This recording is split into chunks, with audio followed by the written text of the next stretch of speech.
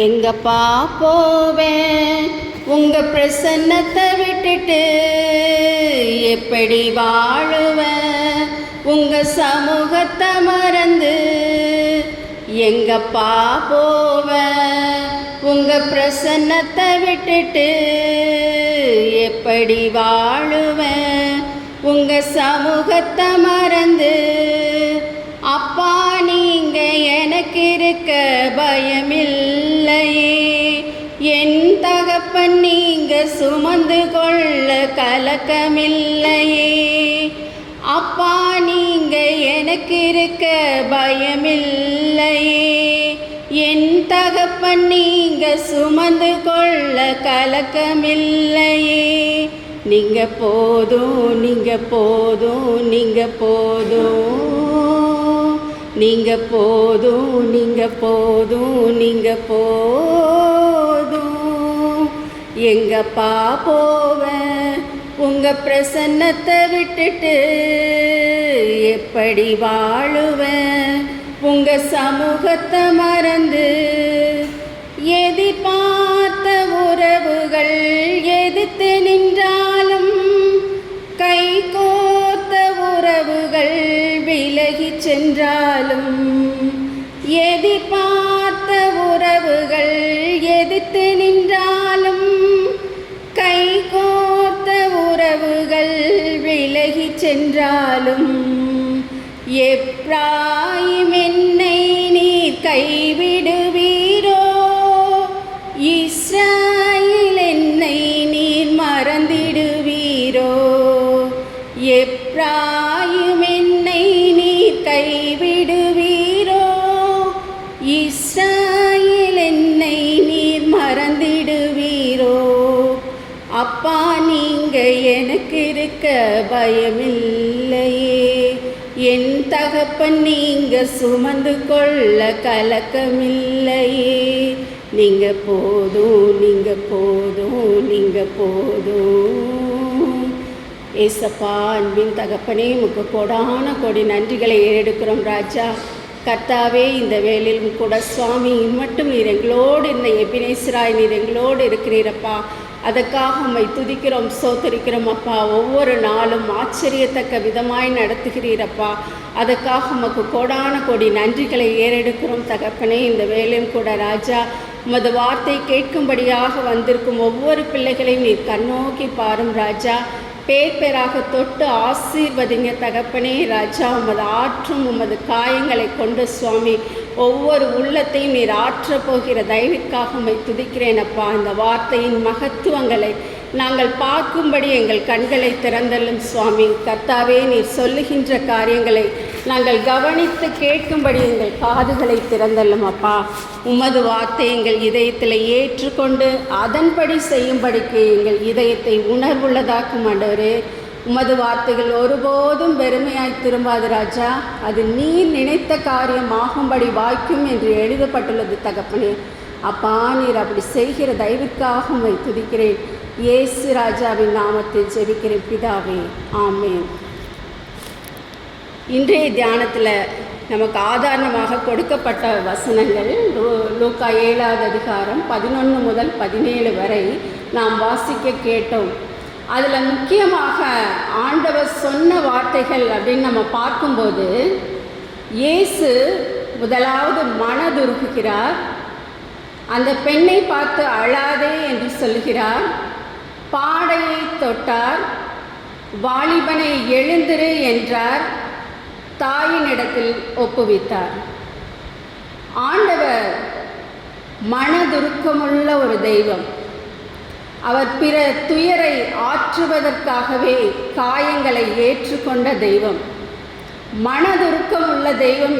அவர் மனதுருகுகிற கர்த்தர். அவர் இரக்கமும் மனதுருக்கமும் உள்ள தெய்வம். அவர் தம்மிடத்தில் வருகிற பிள்ளைகளை ஒருபோதும் புறக்கணியாதவர். துயரப்படுகிற ஆத்துமாக்களுக்கு எப்பொழுதும் அவர் காயம் கட்டுகிறவராகவே இருக்கிறார்.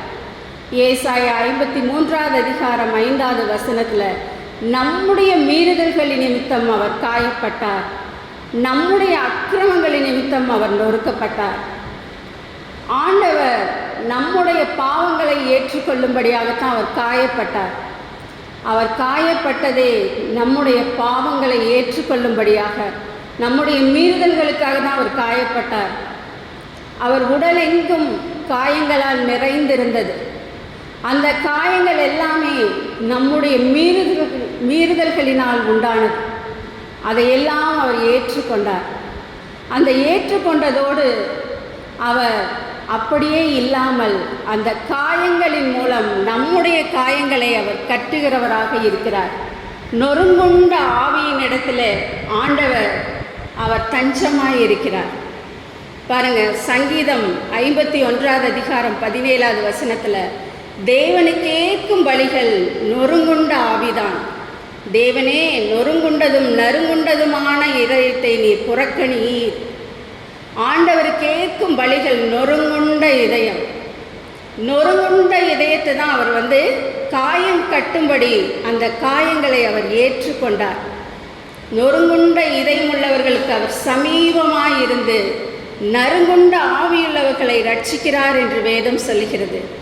அவர் இப்படிப்பட்ட காயங்களை கட்டுவதற்காக தான் தம்முடைய உடல் முழுவதும் காயமானாலும் பரவாயில்லன்னு அந்த காயங்களை எல்லாம் அவர் ஏற்றுக்கொண்டார். என் பிள்ளைகளை ரட்சிக்கணும், என் பிள்ளைகளின் காயங்களை கட்டணும், அவர்கள் பாடுபடுகிறார்கள் என்று என் தேவன் அவர் உள்ளத்தை பார்க்கிறவர். அவர் பார்க்கும்போதே நம் இதயத்தை பார்க்கிற தேவன். நம்மளோட உள்ளத்தில் என்ன காயம் இருக்குன்னு அவருக்கு தான் தெரியும். மக்கள் பார்க்கும்போது முகத்தை தான் பார்க்குறாங்க. ஆனால் தேவன் பார்க்கும்போது அவர் இதயத்தை பார்க்கிறவராக இருக்கிறார். அதனால் இதயம் நொறுங்குண்டவர்களே அவருக்கு தெரியும். ஆண்டவர் இதயம் நொறுங்குண்ட மக்களை பார்த்ததும் அடையாளம் காண்கிற தேவனாக இருக்கிறார். ஏசாயா 57 அதிகாரம் 15 வசனத்தில், பணிந்தவர்களின் ஆவியை உயிர்ப்பிக்கிறதற்கும் நொறுங்கினவர்களின் இருதயத்தை உயிர்ப்பிக்கிறதற்கும் நொறுங்குண்டு பணிந்த ஆவியுள்ளவர்களிடத்தில் வாசம் பண்ணுகிறேன் என்று சொல்கிறார். நொறுங்குண்டு பணிந்த ஆவியுள்ளவர்களிடத்தில் ஆண்டவர் வாசம் பண்ணுகிறார். ஆண்டவர் நொறுங்குண்ட பிள்ளைகளிடத்தில் அவர் ரட்சிக்கிறார். அவர் அங்கேயே வாசம் பண்ணுகிறார். எந்த இதயத்தில் நொறுங்குண்டு இருக்குதோ அந்த இதயம் தேவனுக்கு தெரியும். அவர் உடனடியாக அந்த நொறுங்குதலை கண்ணோக்குகிறவராக இருக்கிறார். பாருங்க, ஆகார் வனாந்தரத்தில் விடப்படுகிறாள். வனாந்தரத்தில் விடப்பட்டு அங்கே தண்ணீர் இல்லாமல் தன் பிள்ளை சாகிறதை பார்க்க முடியாது என்று தூரத்தில் போய் அழுது கொண்டு கதறிக்கொண்டு வேதனையோடு கூக்குரல் இடும்போது ஆண்டவர் அங்கே கவனிக்கிறார். பாருங்க, ஆகார் எவ்வளோதான் அழுதிருந்தா கூட யாராவது ஒரு மனிதர் அவங்களை தேற்றி இருந்தா, ஒரு துருத்தியில் தண்ணீர் கொடுத்திருந்தா அவங்களுக்கு அது ஆசீர்வாதமாக இருந்திருக்குமான்னு தெரியாது. ஆனால் ஆண்டவர் அவங்களை கண்ணோக்கி அவருக்கு அவங்களுடைய கண்களை திறந்து ஒரு மிகப்பெரிய ஆசீர்வாதத்தை அவர் பார்க்கும்படி செய்தார். என்னை காண்கிறவரை நான் இன்று கண்டேன் அல்லவா என்று சொல்லி லகாய் ரோய் அப்படின்னு சொல்லி அந்த துறவுக்கு பேர் வச்சாங்க. அது இன்றளவும் ஒரு புனித தலமாக கருதப்பட்டு வருகிறது. அப்போது அந்த அளவிற்கான ஒரு ஆசீர்வாதம், ஒரு சந்ததியின் ஆசீர்வாதம், அந்த சந்ததியை தேவன் ஆசீர்வதித்தார். அப்படிப்பட்ட ஆசீர்வாதத்தை சுதந்திரித்துக் கொள்வதற்கு ஒரு நொறுங்கண்ட நிலை நமக்குள் தேவைப்படுகிறது. நாம் நொறுங்கி போய் கண்ணீர் விட்டு அவர் பாதத்தில் விழுகும்போது தான் அந்த கண்ணீரை பார்த்து தேவன் ஆசீர்வதிக்கிறவராக இருக்கிறார். மனிதர்கள் முன்பதாக நாம் கண்ணீர் விடும்போது அது ஏளனமாக பார்க்கப்படும். அந்த கண்ணீருக்கான மதிப்பு கிடைக்காது, நாம் அவமதிக்கப்படுவோம். ஆனால் தேவன் பாதத்தில் விடுகிற ஒவ்வொரு சொட்டு கண்ணீரையும் தேவன் விலை மதிப்பில்லாததாக அவர் பார்க்கிறார். விலை மதிப்பில்லாததாக பார்க்கிறார். கண்ணீரை அவர் கணக்கில் வைக்கிறார், துருத்தியில் வைக்கிறார். அதற்கான பலனை அவர் தருகிறார். அதற்கான ஆசீர்வாதங்களை அளவில்லாமல் தருகிறார். இன்னைக்கு யார் கண்ணீர் நிலையில் இருந்தாலும் தேவன் அந்த உள்ளத்தை அவர் கவனித்து கொண்டு இருக்கிறார். அவர் கண்ணீரை காண்கிற தெய்வமாக இருக்கிறார். பாருங்க, அன்னாள் ஆண்டவருடைய பாதத்திற்கு வந்து தான் மலடி என்று அற்பமாக பேசப்பட்டதுனால ஆண்டவருடைய சமூகத்தில் அவங்க அழுது கண்ணீர் விட்டு செபித்து கொண்டு இருந்தாங்க. பார்க்கிறவர்கள் என்ன நினச்சாங்க? அங்கே இருக்கக்கூடிய ஆசாரியர் என்ன நினச்சாரு? இவள் இந்த நேரத்தில் இவள் வந்து மது அருந்தி இருப்பாளோ என்று எண்ணும்படியாக நினச்சாங்க. ஆனால் அவங்க சொன்னாங்க, நான் மனக்லேசமுள்ள ஸ்திரீ, நான் மனக்லேசமுள்ள ஸ்திரீ அப்படின்னு சொன்னாங்க. மனதில் அவ்வளோ நெருக்கம். எல்லாரும் ஏளனமாக பேசுகிறாங்க, எல்லாரும் நிந்தையாக பேசுகிறாங்க, எல்லாரும் அவர்களை ஏளனமாய் பார்க்கிற பார்வை, இது எல்லாம் அவங்களை நிந்தைக்குள்ளாக்கிட்டு அவங்க இதயத்தை உடைத்தது. அப்போ ஆண்டவர் பாதத்தில் அந்த கண்ணீரை விட்டாங்க. அவங்க அந்த கண்ணீர் விட்டது தான். அதன் பிறகு அப்போவே ஆண்டவர் அற்புதம் செய்தார். பாருங்கள், இவ்வளோ நாள் மலடி மலடின்னு பேசிகிட்டு இருந்தவங்க இனிமேல் என்ன சொல்லியிருப்பாங்க? இந்த இஸ்ரவேலை ஆளுகிற மிகப்பெரிய ஒரு தீர்க்கதரிசியை சுமந்த தாய் என்றளவா பேசியிருப்பாங்க. அப்போது எவ்வளோ பெரிய ஆசீர்வாதத்தை அவங்க சுதந்திரித்து கொண்டாங்க. இந்த கண்ணீரின் ஜெபம்தான் அது ஒரு விலை மதிப்பில்லாத ஆசீர்வாதத்தை கொண்டு வரும். ஆனால் அதுக்கு முன்னாடி நம்மளுக்கு ஒரு நொறுக்குதல் வரும். அது ஏன் நம்மளுக்கு புரியாது. ஏன் நம்மளை இப்படியெல்லாம் நொறுக்குறாங்க, ஏன் நமக்கு இந்த மாதிரியெல்லாம் பாடு வருது அப்படின்னு நம்ம புரியாமல் இருப்போம். ஏன் நமக்கு இப்படி ஒரு கண்ணீர்?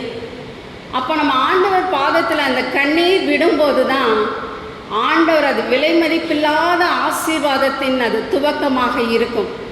அப்படிப்பட்ட விலை மதிப்பில்லாத ஒரு ஆசீர்வாதத்தை தேவன் நமக்காக வைத்திருக்கிறார். பாருங்கள், எசேக்கியா ராஜா அவர் உன் வீட்டு காரியத்தை எல்லாம் ஒழுங்கு பண்ண நீர் மறிக்கப் போகிறீர் என்று அவர் ஏசாயா தீர்க்கதரிசியினால் அவர் சொல்லப்பட்டவுடன் அவர் மிகவும் மனம் கலங்கி சுவர்புறமாக திரும்பி ஆண்டவரிடத்தில் விண்ணப்பம் பண்ணினார். என்னை நினைத்தருளும் ஆண்டவரே, என்னை நினைத்தருளும் என்று அவர் கண்ணீர் விட்டு ஆண்டவரிடத்திலே அழுதார். யாருக்கும் தெரியக்கூடாதுன்னு சொல்லி சுவர்புறமாக திரும்பி அழுதார். ஆனால் ஆண்டவருக்கு தெரியாமல் இருக்குமா? அந்த கண்ணீரை ஆண்டவர் பார்த்தார். ஆண்டவர் பார்த்ததும் அவர் அப்படியே விட்டுட்டாரா? அவர் அந்த ஏசாயா தீர்க்கதரிசி முற்றம் வரைக்கும் தான் போயிருந்தார். உடனே மீண்டும் தீர்க்க தரிசனம் வருது, நீ போய் சொல். ஆண்டவர் சொல்லிவிட்டார், உன் விண்ணப்பத்தை கேட்டேன், உன் கண்ணீரை கண்டேன், நான் உன்னை குணமாக்குகிறேன், 15 ஆண்டுகள் ஆயுசு நாட்களை உனக்கு கொடுக்கிறேன்னு சொல்லி ஆண்டவர் கூட்டி கொடுத்தார். நம் விண்ணப்பங்களை கவனிக்கிற தேவன், நம் கண்ணீரை கவனிக்கிறவர், அதற்கெல்லாம் பதில் அளிக்கிறவர். அவர் நாம் எப்படி தெரியக்கூடாதுன்னு நினச்சாலும் அவர் கண்ணீரை மட்டும் பார்த்துருவார். நீங்கள் ஆண்டவர் பாதத்தில் மட்டும் கண்ணீர் விட்டுட்டிங்கன்னா அது விலை மதிப்பில்லாத ஒரு ஆசீர்வாதத்தை கொண்டு வரும். எசேக்கியா ராஜாவுக்கு அப்படி தான் கிடைச்சிது. பாருங்கள், இவ்வளோ நாள் வியாதிப்பட்டிருக்காரு, இந்த ராஜா மரித்து போயிடுவாருன்னு எல்லாம் பேசிகிட்டு இருந்தவங்களாம் இனி பேசியிருப்பாங்களா? அவரை எந்திரிச்சு ஆலயத்துக்கு வரும்போது பேசியிருப்பாங்களா? ஆண்டவர் இவரை சுகப்படுத்தி இருக்கிறார், தேவன் இவருக்கு பலன் அளித்திருக்கிறார், தேவன் இவருக்கு ஆயுசு நாட்களை கூட்டி கொடுத்தார் என்றல்லவா பேசியிருப்பாங்க. அப்போ இப்படிப்பட்ட ஆசீர்வாதத்தை சுதந்திரித்து கொள்ள தேவனிடத்தில் நாம் கண்ணீர் விடுகிறோமா? தேவனிடத்தில் நாம் கண்ணீர் விடுகிறோமா? நம் கண்ணீரை அவர் பார்த்து கவனித்து கொண்டிருக்கிறார்.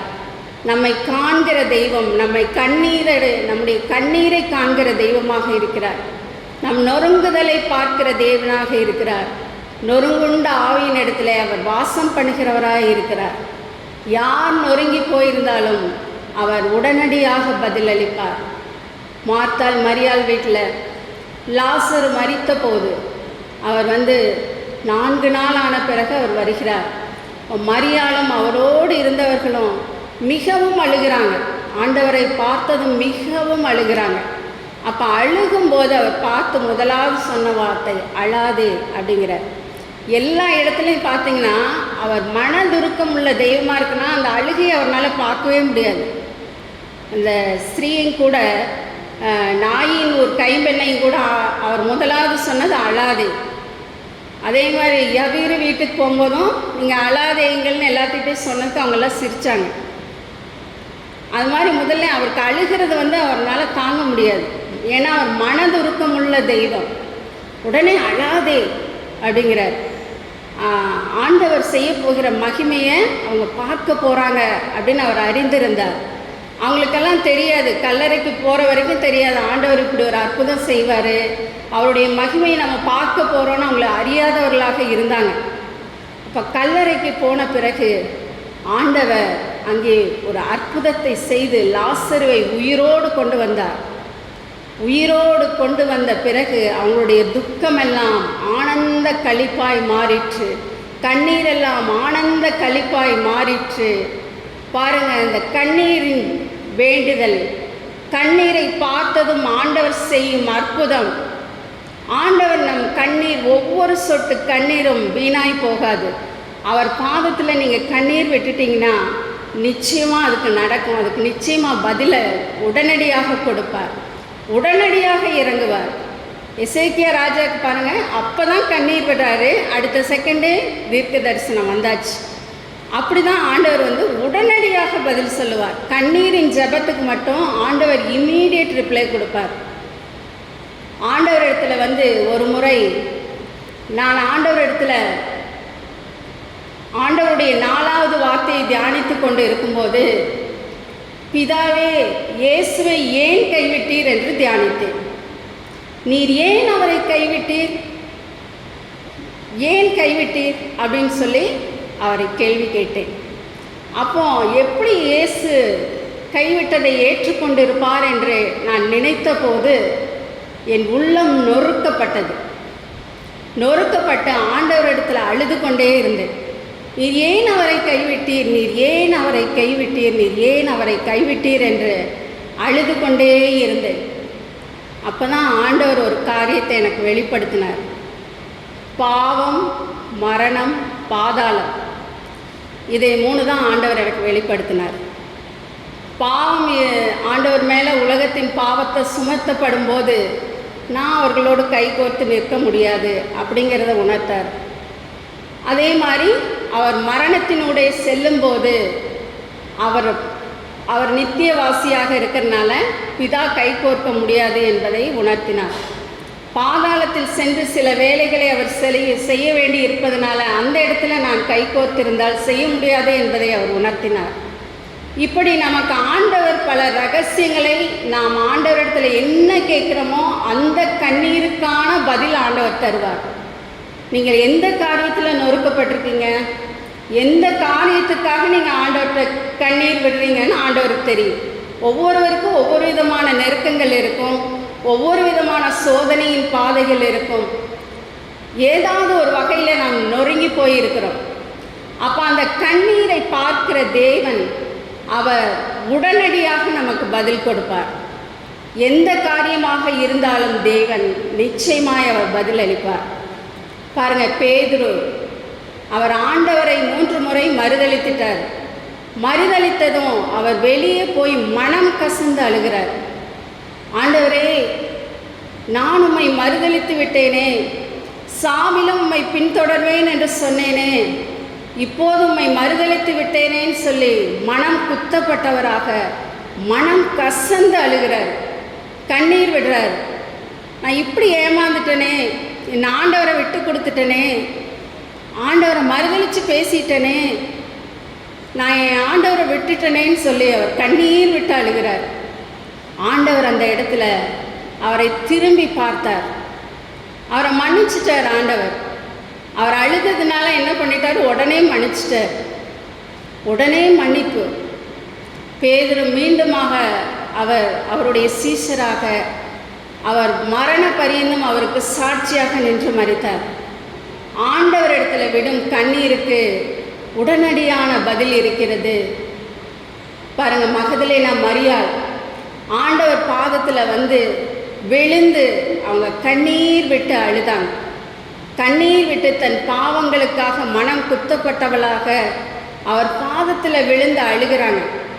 ஆனால் பார்க்குற மக்கள் என்ன சொல்கிறாங்க, இவள் பாவின்னு எல்லாருக்கும் இவருக்கு தெரிஞ்சிருக்கணுமே, இவ எப்படிப்பட்டவன் தெரிஞ்சிருக்கணுமே அப்படின்னு எல்லாம் மனசுக்குள்ளே பேசிகிட்டு இருந்தாங்க. ஆனால் ஆண்டவர் வந்து அவளை மன்னித்து விட்டார். அவள் கண்ணீரை பார்த்தார். அவளும் யாருக்கும் தெரியக்கூடாது, நான் விட்ட கண்ணீர் யாருக்கும் தெரியக்கூடாதுன்னு சொல்லி தன் தலைமுடியினாலேயே துடைத்தார். ஆண்டவர் அதை பார்த்தார். ஆண்டவர் நொறுக்கப்பட்ட அந்த உள்ளத்தை பார்த்தார், அந்த கண்ணீரை பார்த்தார். இவள் மிகவும் அன்பு கூர்ந்தாளே என்று சொன்னார். மிகவும் அன்பு கூர்ந்தாளே, இவளுடைய பாவங்கள் மன்னிக்கப்பட்டது என்று சொன்னார். அந்த கண்ணீர் அவளுக்கு பதில் கிடைத்தது. அவளும் சீசியாக மாறினாள், ஆண்டவரோடு பின்தொடர்ந்தாள். ஆண்டவர் மரித்து அடக்கம் பண்ணப்பட்டு அவர் உயிர் தெழுந்த பிறகும் கூட மரியாள் அவரை பின்தொடர்வதை விடவில்லை. அங்கே எல்லாரும் கல்லறையில் ஆண்டவரை காணோன்னதும் எல்லா சீஷர்களும் ஓடிட்டாங்க, வந்த பெண்கள் எல்லாம் ஓடிட்டாங்க. ஆனால் மகதலேனா மரியாள் மட்டும் பார்த்திங்கன்னா அதே இடத்துல நின்று அழுதுகிட்டே இருக்கிறாங்க. நான் ஆண்டவரை வைத்த இடத்துல காணோமே, யாராவது எடுத்து சென்றது உண்டா அப்படின்னு சொல்லி அங்கேயே அழுதுட்டுருக்காங்க. அவங்க அழுகையின் கண்ணீர் விழுந்ததும் ஆண்டவர் அவங்க எதிரே வந்துட்டார். ஆண்டவர் எதிரே வந்து பேசியதும் பார்த்ததும் ரபூனி என்று அவள் கண்கள் திறக்கப்பட்டது. அவள் ஆண்டவரை தரிசிக்கும் பாக்கியம் பெற்றாள். ஆண்டவர் எதையும் செய்வதற்கு முன்பதாக அந்த கண்ணீரை பார்த்து பதிலளிக்கிற தேவனாக இருக்கிறார். மரியாளின் அந்த கண்ணீர் அவரை எங்கும் செல்ல விடாமல் தடுத்து முதலாவது அவளுக்கு தரிசனம் செய்யும்படி ஆண்டவரை ஏவியது. அப்படிப்பட்ட ஒரு கண்ணீருக்கு ஒரு வல்லமை இருக்கிறது. நாம் தேவனுடைய பாதத்தில் சிந்தும் கண்ணீருக்கு ஒரு மிகப்பெரிய வல்லமை இருக்கிறது. அது எப்படிப்பட்ட ஆசீர்வாதத்தை கொண்டு வரும் என்றால் அது நம்மால் சொல்ல முடியாது, நம்மால் கணிக்கவும் முடியாது. ஆண்டவர் அப்படிப்பட்ட ஒரு மிகப்பெரிய ஆசீர்வாதத்தை அந்த கண்ணீருக்கு பின்னால் வைத்திருக்கிறார். ஒருவேளை தேவன் நம்மை ஆசீர்வதிப்பதற்கு முன்பதாக நாம் நொறுக்கப்படலாம். ஏதாவது ஒரு வகையிலே நாம் நொறுக்குண்டவர்களாக அவர் பாதத்திலே விழுந்து நாம் கண்ணீரை சிந்தும்போது தேவன் அதை பார்த்து அந்த கண்ணீரை பார்த்து நம்மை ஆசீர்வதிக்கிறவராக இருக்கிறார். அப்படிப்பட்ட நல்ல தகப்பன் நமக்காக இருக்கிறார். அதை நாம் ஒரு நாளும் மறந்துவிட வேண்டாம். அதைத்தான் இந்த கைம்பெண்ணாகிய நாயின் ஒரு பெண்ணுக்கும் தேவன் செய்தார். அவர் கண்ணீர் விட்டு அநேகரோடு அவர் அழுது கொண்டு அங்கே வந்து கொண்டு இருந்தார். அநேகரோடு அழுது கொண்டு வந்து கொண்டு இருக்கும் போதே தேவன் அவள் கண்ணீரை கவனித்தார். பாருங்க, இத்தனை கூட்டத்தில் அந்த ஒரு பெண் அழுகிறது அவர் கண்ணீரிலே வருகிறது. அவள் கண்ணீரை தேவன் பார்த்தார். உடனடியாக நீ அழாதே என்றார். அந்த பாடையை தொட்டார். அதை சுமந்து சென்றாங்க, நின்னாங்க. இமீடியட்டாக வாலிபனை எழுந்திரு என்றார். உடனடியாக எழுந்திருந்தான். அப்போவே அம்மா கையில் கொடுத்தாச்சு. இப்போ வந்து பார்த்திங்கன்னா கண்ணீரெல்லாம் ஆனந்த களிப்பாய் மாறிட்டு. இப்படித்தான் நம் கண்ணீரை தேவன் உடனடியாக கவனித்து அதில் தலையிட்டு, ஏனால் அவர் மனதுருக்கமுள்ள தெய்வம், அவர் மனதுருகுகிற தெய்வம். அதனாலே நம் கண்ணீருக்கு அவர் உடனடியாக பதிலளிப்பார். எந்த விஷயத்தில் கண்ணீர் விட்டிங்கனாலும் அதற்கு இம்மீடியட் ஆன்சர் ஆண்டவர்கிட்டருந்து வரும். அதோடு மட்டும் இல்லாமல் அது மிகப்பெரிய ஆசீர்வாதத்தை அதன் பின்னாடி இருக்கும். அதனால் தேவனிடத்தில் நீங்கள் நொறுக்கப்பட்டவர்களாக தேவன் பாதத்தில் விழுங்க. உங்கள் கண்ணீர் யாருக்கும் தெரியாமல் அவர் பாதத்தில் சிந்துங்க. அவர் உங்களுக்கு பதிலளிப்பார். அவருடைய இதயம் விழாவிலே அவர் காயங்களை ஏற்றுக்கொண்டது நம் மன காயங்களை ஆற்றுவதற்காக. விழாவிலே அவர் குத்தப்பட்டது நம்மை யார் யாரெல்லாம் குத்தி குத்தி பேசுகிறாங்களோ அந்த குத்துதலை எல்லாம் அவர் ஏற்றுக்கொண்டார். அவர் அந்த காயங்களை சுமந்து கொண்டு இருக்கிறார் நம்மளுக்காக. அதனால் யாராவது குத்தி பேசினாலோ, யாராவது நம்மை துக்கப்படுத்தினாலோ, யாராவது வேதனைப்படுத்தினாலோ அதற்காக நாம் கலங்காமல் தேவன் நமக்காக காயப்பட்டதை நாம் நினைத்து கொள்ளலாம். நாம் நொறுக்கப்பட்டவர்களாக அவர் பாதத்தில் விழுகலாம். அவர் கண்ணீர் அவர் பாதத்தில் சிந்தும்போது அந்த கண்ணீர் விலை மதிப்பில்லாத ஆசீர்வாதத்தை நமக்கு கொண்டு வரும். நாம் யாரிடத்திலும் சொல்லி கண்ணீர் சிந்த வேண்டிய அவசியமே இல்லை. தேவன் பாதத்தில் விழுந்து கண்ணீர் சிந்திவிட்டால் அதற்கான மதிப்பு மிக அதிகமாயிருக்கும். அதை ஒரு காரியத்தை நாம் இதயத்தில் நிறுத்தி கொள்ளணும். இதுதான் அவர் காயப்பட்டதன் காரணம். அவர் காயப்பட்டதன் காரணம் நம்முடைய காயங்களை அவர் ஏற்றுக்கொள்வதற்காகத்தான், நம்முடைய துக்கங்களை சுமந்து கொள்வதற்காக தான் அவர் பாடுகளை சுமந்தார் என்று வேதத்தில் எழுதியிருக்கிறபடியே அவர் செய்திருக்கிறார். அதனால் தேவனை நாம் இறுக பற்றி கொள்வோம். கர்த்தரை தெய்வமாக கொண்டிருக்கிற ஜனங்கள் பாக்கியம் உள்ளவர்கள். அவரை அண்டிக் கொள்ளுகிறவர்கள் பாக்கியவான்கள்.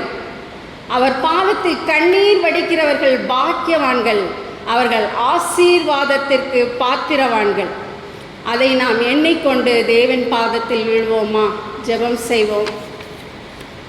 அன்பின் தகப்பனே, மை துதிக்கிறோம், ஸ்தோத்தரிக்கிறோம் ராஜா. இம்மட்டும் எங்களோடு இந்த எபினேசரே மை துதிக்கிறோம், ஸ்தோத்தரிக்கிறோம் அப்பா. தகப்பனே, இந்த நாளிலும் கூட சுவாமி, யாரெல்லாம் இடத்தில் கண்ணீரோடு நிற்கிறார்களோ அவர் கண்ணீரை நீர் காண்கிற தெய்வம் அப்பா. அவர்கள் உள்ளத்தை நீர் பார்க்கிறீர் அப்பா. அவர்கள் கண்ணீரை துருத்தியில் வையும் சுவாமி. கர்த்தாவே, அவர்கள் கண்ணீரை துடைத்தள்ளும் அப்பா. நிந்தைகளும் அவமானங்களும் சூழ்ந்து நின்றாலும் கண்ணீரை எனக்கு தினம் உணவானாலும், நிந்தைகளும் அவமானங்களும் சூழ்ந்து நின்றாலும் கண்ணீரை எனக்கு தினம் உணவானாலும், கண்ணின் மணி என்னை காத்திடுவீரே, கரத்தின் நிழலுக்குள் என்னை வைத்திடுவீரே. கண்ணின் மணி என்னை காத்திடுவீரே, கரத்தின் நிழலுக்குள் என்னை வைத்திடுவீரே. அப்பா, நீங்க எனக்கு இருக்க பயமில்லையே. என் தகப்பன் நீங்க சுமந்து கொள்ள கலக்கமில்லையே. நீங்க போதும், நீங்க போதும், நீங்க போதும். எங்கப்பா போவேன் உங்க பிரசன்னத்தை விட்டுட்டு? எப்படி வாழுவேன் உங்க சமூகத்தை மறந்து? ராஜா, உம்மை துதிக்கிறோம் அப்பா, ஸ்தோத்தரிக்கிறோம் கர்த்தாவே. நீர் எங்களோடு இருக்கிறீர் அப்பா. உமது பாதத்தில் கண்ணீரோடு வந்திருக்கும் அது பிள்ளைகளை நீ கண்ணோக்கி பாரும் ராஜா. எந்த காரியத்தில் அவர்கள் இதயம் நொறுக்கப்பட்டவர்களாக இருக்கிறீர் என்று நீர் கவனிக்கிறீர் அப்பா. எங்கள் கண்ணீரை காண்கிற தெய்வம் நீர் ராஜா. அவைகளை உமது கணக்கில் அல்லவோ வைத்திருக்கிறீர் சுவாமி. உமது துருத்தியில் வைத்திருக்கிறீரே அப்பா. அதற்கெல்லாம் அளவில்லாத ஆசீர்வாதங்களை நீ தரப்போகிறதற்காக உமக்கு நன்றி ஆண்டவரே. உமது பிள்ளைகளின் கண்ணீரை நீ துடைக்கிறதற்காக நன்றி அப்பா. அழாதே அழாதே என்று சொன்னீரப்பா. அப்படியாக உமது பிள்ளைகளின் கண்ணீரை பார்த்து நீர் ஆசீர்வதித்து அவளுக்கு மேலான ஆசீர்வாதங்களை காண பண்ணுவீராக. இயேசு ராஜாவின் நாமத்தில் ஜெபிக்கிறேன் பிதாவே, ஆமென். இந்த நாளிலே நமக்கு